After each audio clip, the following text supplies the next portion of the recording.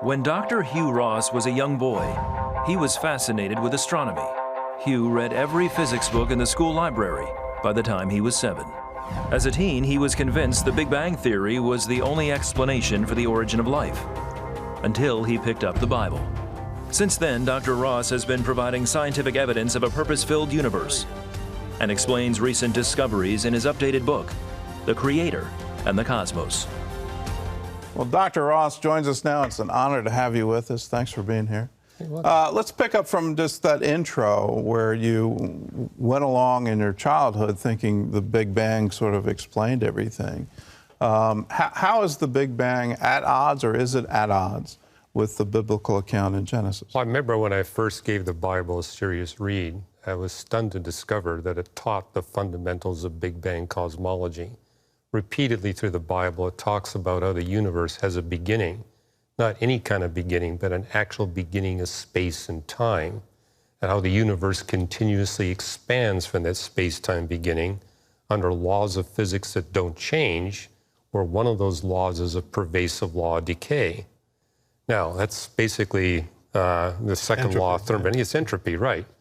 And any system that expands under a law of decay will get colder and colder as it continues to expand. And so here's the Bible giving all the fundamental features of Big Bang cosmology thousands of years before any scientist even has a clue of this.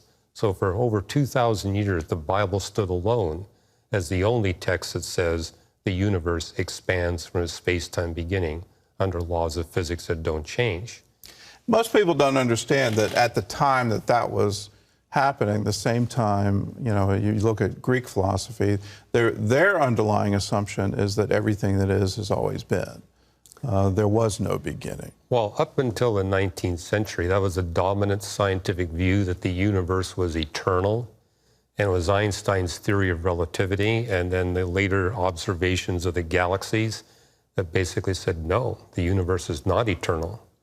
How have we gotten in a point today where somehow or other the Big Bang is being elevated to somehow disprove a biblical account? Well, there are physicists, and I talk about them in the book, who are basically saying, yes, everything we observe tells us that the universe has a beginning, but let's speculate about what we can't observe. And so they speculate that maybe there's exotic physics going on in the quantum gravity era, for example, that somehow would eliminate the need for a beginning. But it's speculation about that which we can't know and measure.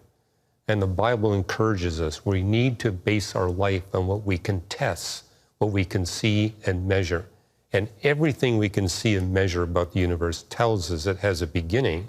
And what I talk about in the book is we actually have new observations that penetrate this era that we thought we could never measure. And that penetration sustains that the universe indeed has a space-time beginning, which implies an agent outside of space and time that creates everything. And that's what distinguishes the God of the Bible from the gods of the Eastern religions. Those gods create within space and time that eternally exists.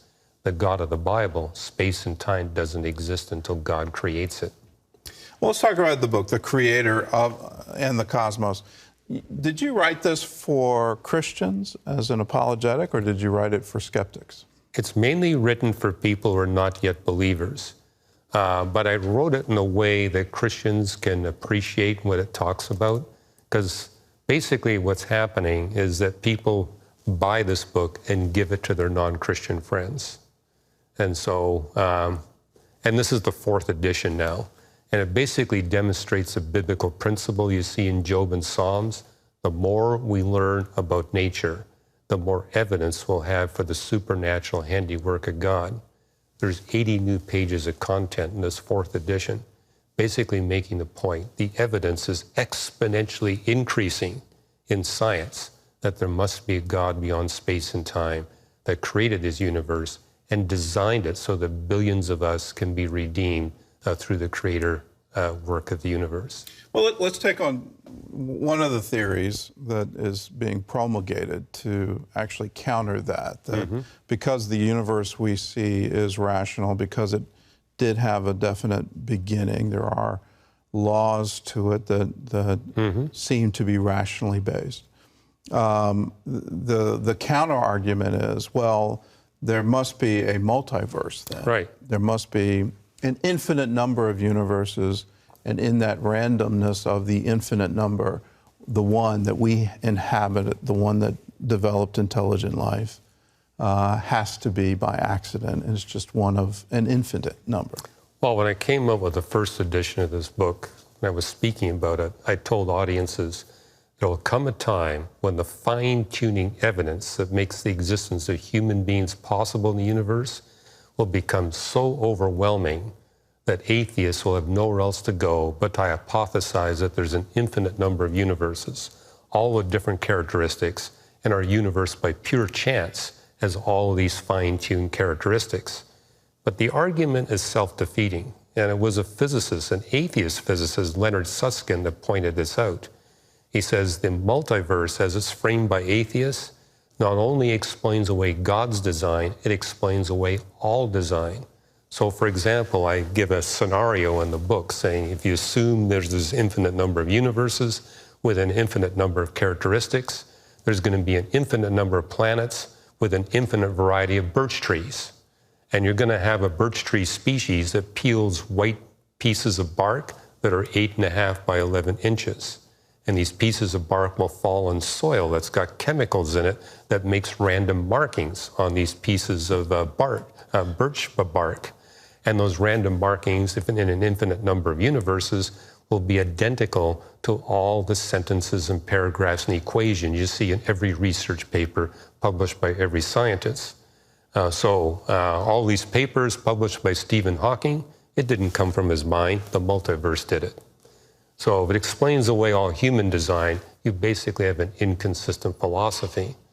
But I also share in the book how we can actually test this atheist model, the multiverse.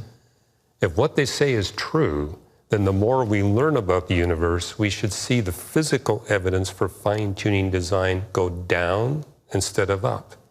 But what you see in the book is I document that the evidence is not only going up, it's going up exponentially, which means it's not the multiverse, it's a God that designed the universe. And who knows how many universes God made? We can only measure the universe we're in, but we do know that all the fine-tuning we see is God's way of designing it, not only so that we can exist, but that we can be redeemed. I think this is what's compelling. You see fine-tuning evidence for bacteria. For plants, it's exponentially greater. For animals, exponentially greater again. For humans, but the greatest exponentiation of that design is a universe where billions of human beings can hear the redemptive message that the Creator's given to us and be delivered from their sin problem and come into a relationship with the Creator. That's where you see the greatest fine-tuning evidence. And that basically screams purpose.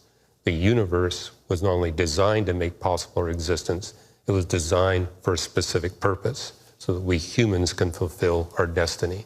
Yeah, and have a relationship with our Creator. Right. Well, we can talk for a long time, but they just wrapped me. We're out of time.